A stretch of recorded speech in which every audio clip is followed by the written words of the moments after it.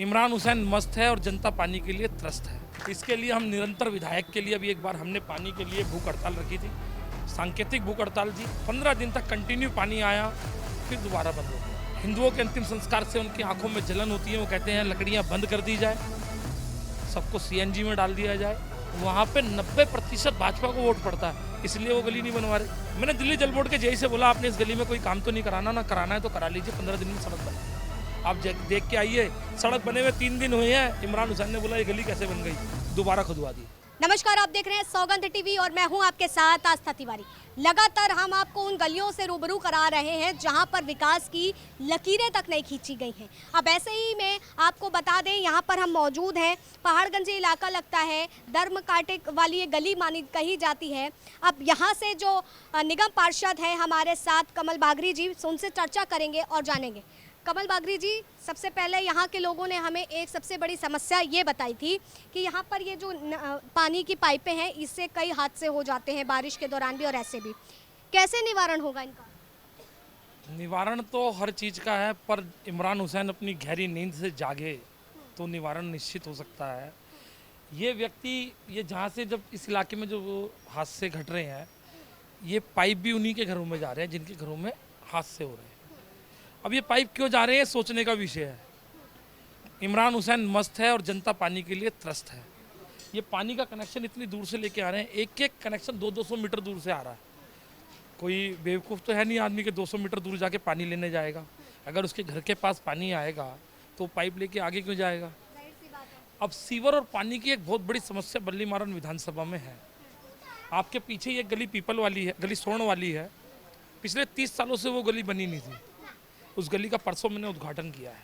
कुछ गलियां ऐसी हैं जो मंत्री जी ने SC ST में ले रखी है, वो बना नहीं रहे हैं क्योंकि हमारा फंड भी नहीं लगेगा, उन्होंने भी लगा रखी है। हम भी उसे अप्लाई कर दें तो दोनों जुड़ जाएंगे, तो दोनों के दोनों रद्द हो जाएंगे।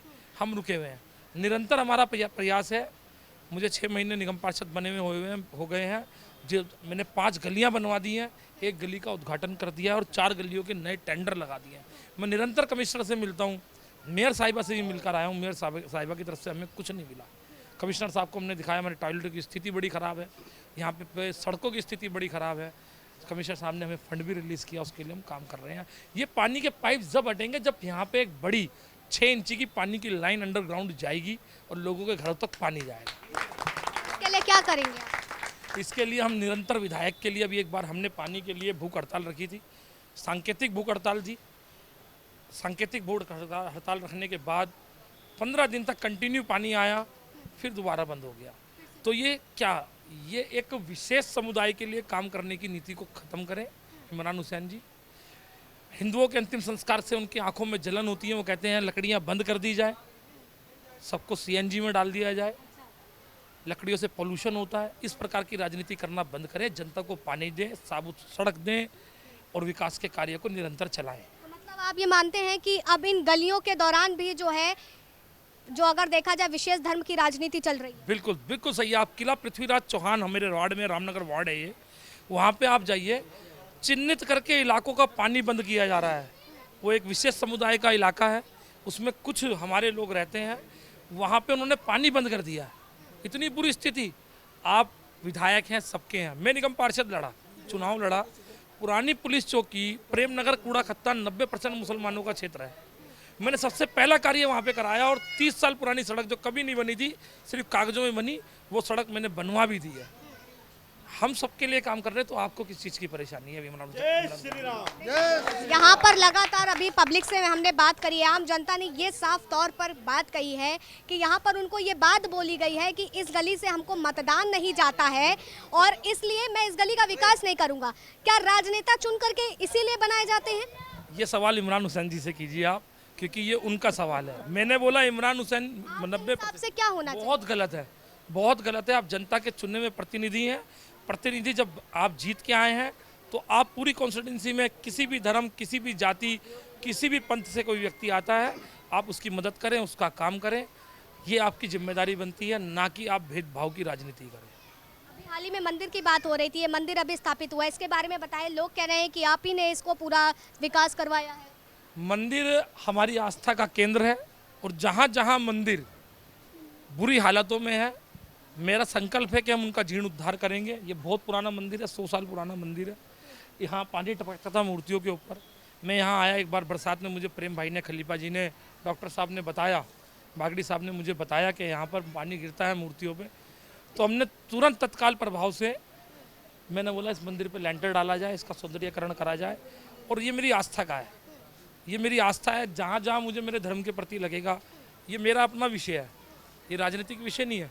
अगर आपके घर में प्लस्तर होना है तो ये आपका अपना विषय, आप कराएंगे। तो ये मंदिर मेरे प्रभु का घर है, ये मेरी जिम्मेदारी है, इसलिए मैंने काम किया। कमल जी ये बात बताइए, कमल बागड़ी जी ये बताइए, जिस तरीके से अभी आपने बताया कि किसी भी गली का विकास करने के लिए आपको भी देना पड़ता है और दूसरी जो दिल्ली सरकार है उससे भी मिलना पड़ता है, लेकिन आपस में आप लोगों का गठजोड़ नहीं होता है। मैं आपने ध्यान से नहीं सुना। कुछ गलियां इमरान हुसैन जी ने कागजों में बुक कर रखी है कि हमने इनका टेंडर लगाना है। तो अब जब हम लगाने जाते हैं तो आगे से पता लगता है कि उन्होंने इनका टेंडर लगाना है, लगाया नहीं, लगाना है, कि अगर हम भी लगा देंगे तो दोनों का कैंसिल हो जाएगा। उन्होंने जान करके ये कर रखा है। अब गली आप पीछे जाएंगे, गली स्वर्ण वाली 30 साल से नहीं बनी। मतलब उन लोगों के साथ ऐसा क्या, वहाँ पे 90% भाजपा को वोट पड़ता है, इसलिए वो गली नहीं बनवा रहे। ये समस्याएं, ये समस्या है। वो हिंदू, मुस्लिम, कांग्रेस, बीजेपी, भाजपा, नरेंद्र मोदी जी जितनी भी स्कीमें लेके आ रहे हैं सर्व धर्म के लिए लेकर आ रहे हैं। एक व्यक्ति ये बताए जिसको मुफ्त राशन ना मिला हो, चाहे वो किसी भी समुदाय का हो, किसी भी पंथ का हो। एक व्यक्ति ये बताए कि उससे उसका धर्म पूछ के वैक्सीन लगाई गई हो। एक व्यक्ति ये बताए कि उसका जनधन खाता उसका धर्म पूछ के खोला गया हो। एक व्यक्ति ये बताए आवास योजना किसी का धर्म पूछ के विशेष धर्म के लोगों को दी गई हो। हाल ही में प्रधानमंत्री जी ने ये बात बोली है कि यूनिफॉर्म सिविल कोड जो है, सामान्य नागरिक कानून, वो लागू होना चाहिए। लेकिन अगर देखा जाए, आपने जिस तरीके से यहाँ के लोगों ने तस्वीरें बताई, इमरान हुसैन की बातें निकल करके सामने आई, तो क्या लगता है ऐसे में यूनिफॉर्म सिविल कोड लागू हो पाएगा?